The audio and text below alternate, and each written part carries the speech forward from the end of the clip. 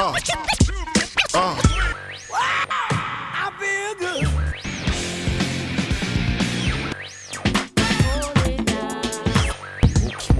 Was Written. Yo, what's up? My name is Guilty Simpson. If I had to choose just one record, it would have to be NAS, It Was Written. In my opinion, at the time of the first record, Illmatic had brought New York back. I think it was official at that time, but in my opinion, that was really truly his masterpiece. He kind of combined true lyricism with gangster rap, perfect in that, right in that time. He caught lightning in a bottle, in my opinion. Not even to really get into details about the song, just really the whole body of work. I just think that was really, really important. Like if you go to a lot of purists referring to their favorite records of all time, and they always say Illmatic. It's like a common name that flies out. But in my opinion, his true masterpiece was It Was Written. He came out with the message. In my opinion, he dissed Pac a little bit, fake thug, no love. You get the slug, see before a gusto, your luck low. I didn't know till I was drunk, though. I think that was like just a setting, I don't think Nas, with the exception of Ether and probably Jay-Z, he's never really been just blunt and straightforward to somebody, but he was such a poet with it. He would almost make you wonder if he was, cutting your head off, and by the time you figured it out, your head was cut off. So, that's the way I just felt about Nas. He was more like a real casual kind of conscious gangster, if that makes sense. He just always captured that, you know what I'm saying? But like I said, I think this was the time where he really just caught it all at one time, from a suspect witness to, I Gave You Power. He took himself out of his element of being Nas, where he was, became a gun, and when he became a gun, he took you through the transition of, somebody contemplating doing whatever and, finally getting the gun and, feeling like, they were unstoppable. And that's the way I felt, when I got my first gun. I felt like, couldn't nobody say nothing to me, young or old, whether it was a false power or not, because guns are common. That's one thing that, especially in the United States, guns are very common. So just because you feel like you're invincible with a gun, there's always somebody else that has a gun that feels the exact same way as you do, and that's where conflict starts. So I think he really captured that. And then at the end of the song, he actually made it seem like, hey, after whatever pops, somebody else finds me and the cycle restarts. You know what I'm saying? That's how it is in the neighborhood. It's people with guns that's passed down from generations now. Like, this is your father's gun. I'm gonna give this to you. Protect yourself. You know what I'm saying? Protect your family with it. And I think that's I don't know if it's worldwide, but I definitely know it's an American culture. Guns, drugs. Rich. You know what I'm saying? That's like overnight success. That's the American way. Even people from out of state would come to the U.S. and they almost feel like whatever their dreams are might happen, overnight. And they become this big, successful person. So that's the culture of America. And the culture of America was captured, on this record. My man's hit me up with a share, 1/4 of a square, headed for Delaware with one change of gear. Nothing on my mind but the dime sacks we blaze with the gleam of my eyes that we find when we crave dollars and cents. A fugitive with 2 attempts. Jake's had no trace of the face. Now they drew a prince. Though I'm innocent till proven guilty, I'ma try to get filthy, purchase a club and start up a realty. Now, I don't know if you even caught what I just said, but that was, you gotta really think about that. My man's put me up on a share, 1/4 of a square. That means it's 4 of y'all, It's, me and 3 other of my homeboys, We're headed to Delaware with one change of gear, which means, we're not going there to be flashy. We're going there to make as much money as possible. You know what I'm saying? I think that's a deep concept, because when you lock in on that square, you you're relying on each individual to watch your back to make you stronger, and you're going out of your element. In this rhyme, they were from New York City, so they go into Delaware, unknown territory, and all you have is, 3 other people with you. So you have to count on him to watch your back, watch your life, you know what I'm saying? Headed to Delaware with one change of gear, nothing on our minds but the dime sacks we blaze, with the glaze in our eyes that we find what we crave, dollars and cents. A fugitive with 2 attempts, which means, in my opinion, fugitive with 2 attempts means, you're on record for taking penitentiary chances already. So it means your back is against the wall, and you're willing to risk your life, to get money. You know what I'm saying? I know it's messed up to say and maybe messed up to hear, but it's a lot of people I know that take penitentiary chances every day, for money, and even if it's not the love of money, you have to love what money can do, you know what I'm saying? So I just felt like that song, street dreams are made of these, you know what I'm saying? I just thought that was dope, you know what I'm saying? Just the concept of that, especially where my mind was at that time, where I felt like I had only a few people that I could trust. I felt that, you know what I'm saying? I felt like Nas was able to capture that. He always was able to straddle the line between, conscious and, just gangster, you know what I'm saying? And, nothing lasts longer than a conscious gangster, you understand what I'm saying? You have to know everything that you're dealing with, all the elements, and those are truly the wise ones that can double back and tell the stories of the neighborhood and even be a participant in the whatever happened in the neighborhood and still be able to come from a conscious mind state, and still comment on the neighborhood. Those are people with true wisdom, as opposed to people that do anything for a quick dollar. Let me see. He had a lot of stuff on there, you know what I'm saying? I just think it was a classic record that some people, I feel like they kind of rushed. I mean, I don't want to say rushed, but maybe rushed a little bit with Illmatic to call it a classic because New York needed that. But I think they did get that, but I don't think they got that with the first record as much as they really did with the second, you know what I'm saying? Suspect, Witness, and my very favorite song on that album, which I think was brilliant, was a song called Silent Murder. I don't know if people really heard it because Nas did a brilliant, I don't know if it was on purpose, but he did a brilliant marketing scheme, in my opinion. On the CD, you could get the whole album except Silent Murder. On the tape, you were able to get all of those songs and Silent Murder. But at the time, CDs were more expensive than tapes, and they were the new fad, so everybody would rush out, to get the CD. But the least expensive thing, when everybody rushed out to get the CD, they realized that the extra song was on the tape, you know what I'm saying? So they had to double back and get the tape, and if not, they might have missed this song, but I think that was a great song. Actually, that was my favorite song on the whole thing. I'm talking about a classic record, so that lets you know how high I hold that song. But I'll say a couple of quotes from that song that really stand out to me. He was describing the neighborhood that he was around, and he said, peace-making niggas pep talk. The beast making niggas walk off the hot avenues with their brew. It's time to make this loot countless. Cause son, it ain't no youth fountains. Niggas take cash and shoot bouncing. So I'll go back to that. The first thing he said was peacemaking niggas pep talk. Anybody from the US or I don't know worldwide, but a pep talk is a motivational speech. You know what I'm saying? So if you're a peacemaking person,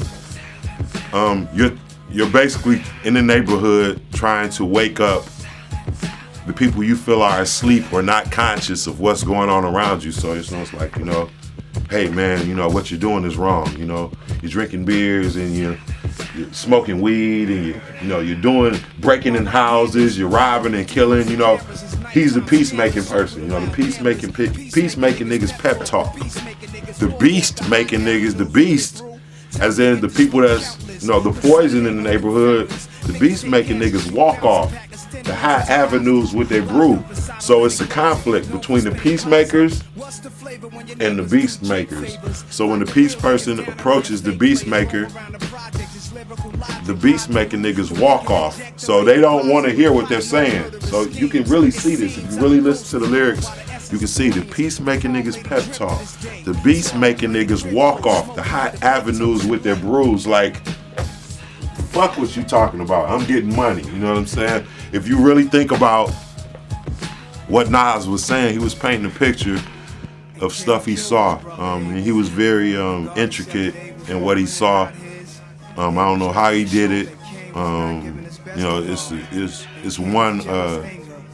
It's an attribute that he has that not many MCs have. But like I said, he said, peacemaking niggas pep talk. The beast making niggas walk off the hot avenues with their brew. Like, psh. Then they turn back and tell him, it's time to get this loot countless. Cause son, it ain't no youth fountains. Niggas take cash and shoot bouncing. So, in my opinion, they're defending what they do, you know? Like, if I'm a negative person, you might come to me and say, hey, what you're doing is totally wrong, you know? You're destroying the neighborhood, you know? And I feel like you should stop. My response might be, you know, whatever. Everything around us is what I'm doing, you know? The whole neighborhood is filled with negatives. So for you to single me out and tell me what I'm doing wrong is irresponsible on your part because, you know, times are changing. You know, so the beast making niggas walk off the hot avenues with their brew. It's time to get the loot countless. Cause son, it ain't no youth fountains. It ain't no youth fountains. It means, you know, time waits for no man. You know, you have to hurry and provide for your family. You know what I'm saying? So, I just think that was a dope lyric. You know what I'm saying? I just think that was a real dope lyric and a great record. You know, so when I think about it, Nas is one of my top MCs ever. And, It Was Written was his true masterpiece. So, you know, if I had one record, you know, out of all the hip hop records, you know, I would listen to that, you know, from beginning to end. I just think he really put on a lyrical clinic on there, you know what I'm saying? It really just taught rap 101. Not only the art of MCing, because it wasn't really like an open mic MCing, you know, it was like visual, you know what I'm saying? Like, yo, you know, fuck what you hear, what can you see? It made a combination of hearing and seeing at the same time. So, you know, that's mine, you know. And then, from the new, you know, I like to get into a record I did with my man's Apollo Brown. It's called Dice Game. You know, first I like to get into the meaning of Dice Game. We talk about Dice Game like when you're in America, you know, like you could be anywhere in any neighborhood, especially the hood. You can say Dice Game, you know. You know, anybody that's starving trying to get some money, you know, they'll kind of gravitate towards the Dice Game, you know, trying to make a quick buck, you know. So I feel like Dice Game was a dope calling to anybody with an open ear to listen to something, you know what I'm saying? I feel like it was a gamble. You know, I work with Jay Dilla, work with Mr. Porter, you know what I'm saying? Work with Mad Lib, work with Oh No. But it was a cat, Apollo Brown from home. You know, I saw him at a couple of spots. He been talking about wanting to do the record. I paid attention, but I didn't really pay attention. Everybody says, let's work, you know, everywhere you go, man, let's work, you know, let's do something. You know, I got beats, you know, everybody has beats. But this particular night, Red Bull, shout out to Red Bull, they had a beat battle right in Detroit. There was a lot of, you know, nice little who's who. You know, up and coming beat makers, and Apollo Brown was in this beat battle. At the time, I didn't even really pay attention to who was even participants in the beat battle. And he played, they started playing beats, you know. We was talking and laughing and joking and smoking, but, you know, a couple beats came on like, wow, who is that? It's like, man, that's Apollo Brown. So I actually was able to look on stage like, damn. Homie was talking some real shit when he was talking about he had some beats. So I kept going consistently through the battle. Make a long story short, he crushed the battle. won the Red Bull shit, all of that, you know. And you know, he kept on doing his thing. So I saw him a couple spots. He said he had a folder, particularly for me. He let me hear it, and the rest is history. I think he has a wide range of productions, very soulful. You know what I'm saying? It is similarities within the production, but I think the common denominator is, you know, it sounds good, you know, it feels good to listen to it. And, that's how I came up with Dice Game, you know what I'm saying? I guess the first track I'll probably talk about is got a track called I Could Do No Wrong, you know what I'm saying?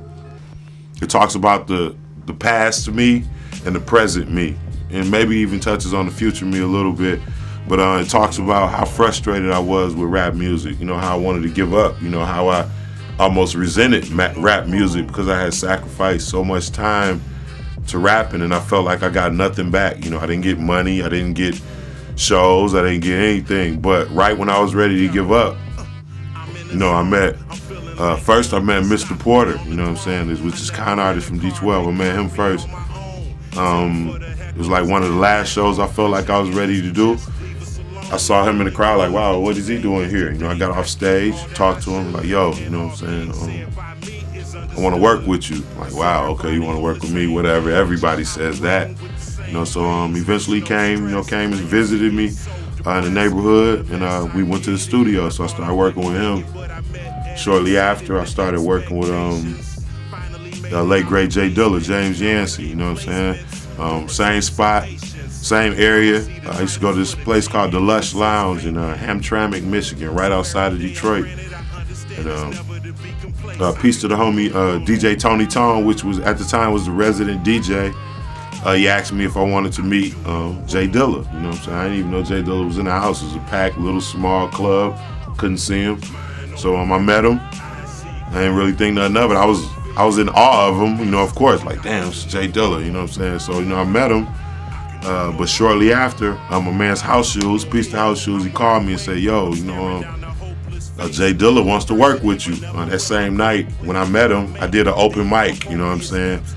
And bodied it, you know what I'm saying? I went in, I guess I was in that rare form. Jay Dilla figured he wanted to work with me. So, you know, I just want to sum that up. You know, it all sums up to, you know, I can do no wrong because when I say Mr. Porter and I say Jay Dilla, when I was ready to give up on my rap shit, those were the people that, from the other side, I like to refer to them as, that made me feel like what I was doing was right, you know what I'm saying? And they got me back in the studio when I was ready to not go to the studio anymore.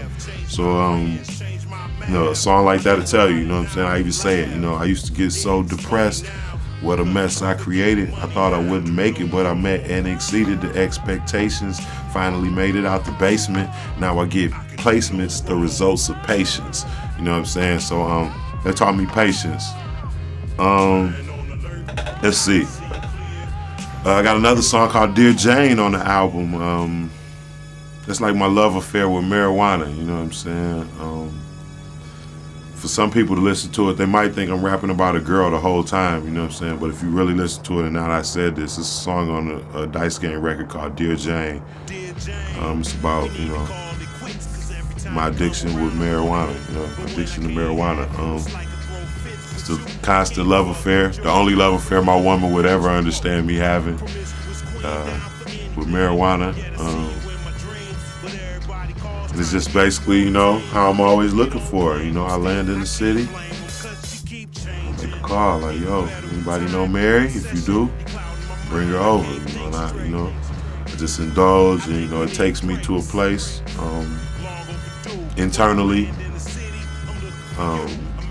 you know, where I just feel good sometimes. You know, actually all the time. You know, and it's basically an ongoing love affair. You know, with her.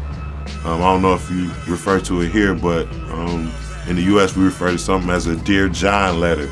If somebody writes you a Dear John letter, that means they're leaving you. You know, like if your woman wrote you a Dear John letter, that means she's, you know, telling you that she doesn't want to be your woman anymore. So, Dear John, Dear Jane, you know what I'm saying? Mary Jane. So it's basically a song about me trying to kick the habit, smoking weed. Right now, it's still a consistent love affair going on. but I'm trying, as much as I can, to beat it.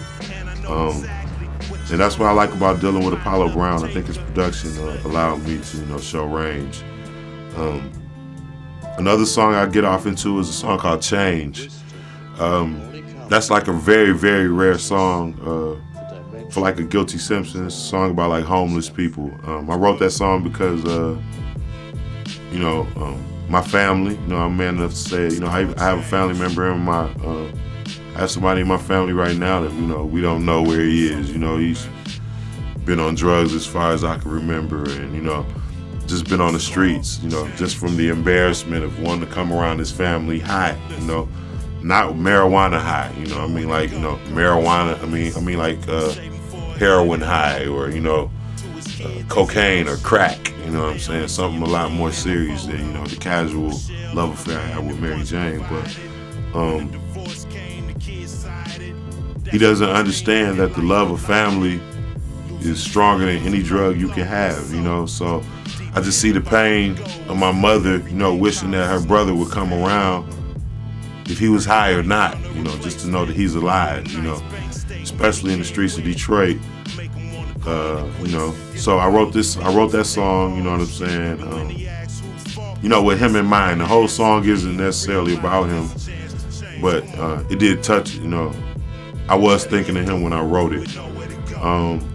And the thing about that song is I have quite a few songs like that, but I write a lot of songs where the first and the second verse are very, very similar. A lot of the words sometimes, the cadence and stuff, like the first verse is from a male perspective, the second verse is from a female perspective, because I want everybody to understand that just as easily as a man could be homeless, so could a female. I think that was a dope record. Also, I'll say something like the Cook Up, you know what I'm saying? The Cook Up was a dope record for me on the Apollo Brown shit too. It's just talking about when I was young, seeing, the older guys in the neighborhood, getting money, dealing with peer pressure of, imagine you being around somebody that's 2 years older than you, and then, you start getting money. I'm still playing with, a G.I. Joe man, and now he's moved on to the adult level, getting money, so that's the pressures, because by us being friends, he would offer you like, yo, you can get money too, put the toys down, and, I'll give you this drug, you sell it, you get money, you know what I'm saying? So I think that song called The Cook Up took you to the pressures that I deal with and the decisions that I didn't make to get involved in that life, not seriously anyway. And then I made the transition into a rapper.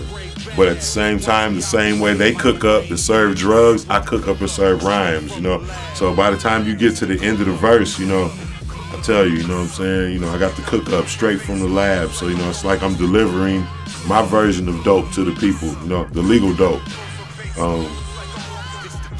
You deal with a lot of pressures in the neighborhood, not my neighborhood, probably neighborhoods here in France, Paris, wherever, where, you're dealt with options. You could either be right or wrong, you know what I'm saying? Where I'm from, the power of wrong is even stronger than the power of right. So it's a lot easier to do wrong than right. But I chose right, you know what I'm saying? And that's my cook up, you know what I'm saying? So that's my record. And I'll probably talk about one more. My last record would be Truth Be Told. It's a lot of life records on this album, you know what I'm saying? And this one too, he's talking about how I had opportunities in athletics. I was a pretty good basketball player when I was young, but I wasn't really dedicated and focused enough to even be and just nearly as good as I used to, could have been, because I chose to chase girls and, drink liquor and, fight and just do a whole bunch of negative bullshit. And, I do have family members that do play professional sports now, and I definitely salute them. But sometimes I do wonder, what if I would have been, dedicated like them? So it's a song basically just dealing with, my strengths and my weaknesses as a person, just really letting you know that, you know, I'm man enough to say, you know, hey, I could have been this, but I wasn't. So as much as you might think I'm successful with music, you know, I'm a failure in a lot of other aspects, which was, you know, I could have, you know, played American football. I was pretty good at that. I could have played basketball. I was pretty good at that. You know what I'm saying? I was pretty smart in class too, but, you know, I was so busy skipping school and chasing girls and doing a whole bunch of negative stuff that I didn't really get a chance to reach my potential in the classroom either. So, so as much as you might think, you know, I'm a successful rapper and able to see the world, I think that's really just scratching the surface, you know, what I could have did as a person. So I think truth be told is me dealing with, you know, my accomplishments and my regrets at the same time. So if I had one record, it'd be Nas, It Was Written. For the past and for the current, you know, one record would be, you know, me, Guilty Simpson, and Apollo Brown, Dice Game. I thought it was cool, shit, I had an older woman who didn't know nothing. She had another man, I was just a fool, fuck it. I tried college, mama said, son, you gotta do better. Kicked out first semester,